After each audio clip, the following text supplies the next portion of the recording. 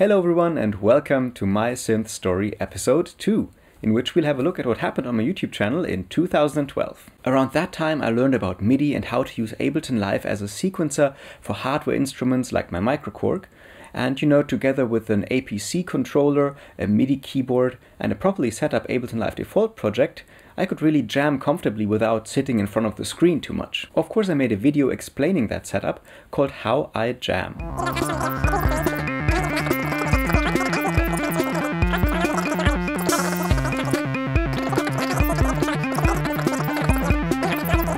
My hardware setup grew more and more, but due to limited funds I usually chose smaller, more affordable synths like the MFB Nanotzwerg, the MiBlip and of course the Korg Monotrons.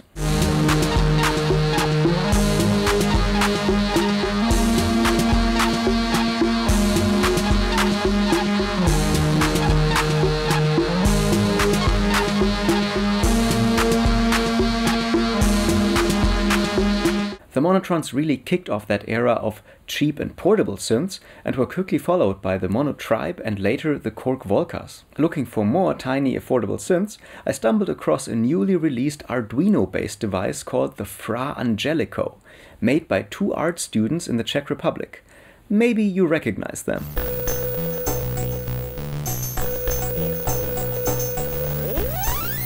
The FraAngelico was a really unique thing, and I liked it so much that I filmed my first proper synth demo video about it.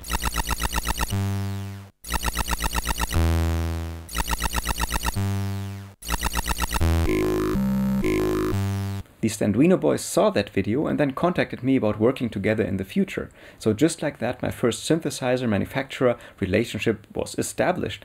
And I still love those guys and what they do today. In fact, it was them who taught me how to solder in a synth DIY workshop here in Cologne in 2012 as well, where we met in person for the first time. This was a crucial early turning point in my synthesizer story, because this DIY knowledge would turn out to be really liberating and also rewarding in the future. But that was not all that happened that year. I also discovered the MPC 500, Akai's classic, cheap and portable sampling workstation, which also is a great MIDI sequencer. It took me like a long time to figure it out actually, and I had to read the manual countless times from front to back. But then when I got a little better working with that device, I made a video tutorial about the MIDI sequencing functionality because, as usual back then, there weren't many YouTube videos about it. For this demonstration I chose MIDI channel 1. To set the MPC's receiving MIDI channel, you have to enter the MIDI sync menu by pressing the mode key and then tab 7. The first menu entry should read receive channel. Of course I also kept posting music on my YouTube channel, and I made my very first weird noise music jam session video.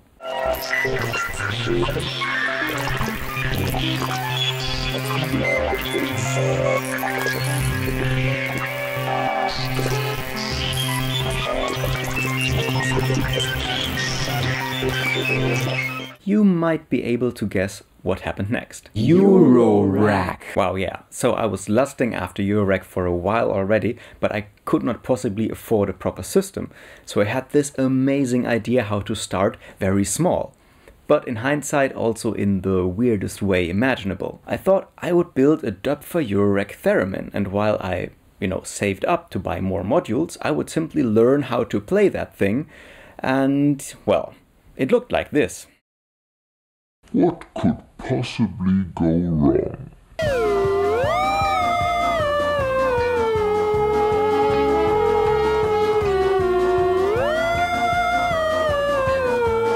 Like this interpretation of the Star Trek theme song, this idea was just horrible. I eventually did manage to buy some more modules to form a very simple monophonic synth voice, but I just wasn't ready for modular synthesis yet at all. I hated the patching, it didn't sound as good as my virtual analog synths, and so I just sold this whole thing for a big loss very quickly after that, leaving my music setup in shambles because I had sold so much gear to fund this Eurorack failure. I didn't even have my MicroKorg anymore. Was this the end of my electronic music making adventure? Stay tuned for the next episode of My Synth Story to find out. And thanks a lot for watching.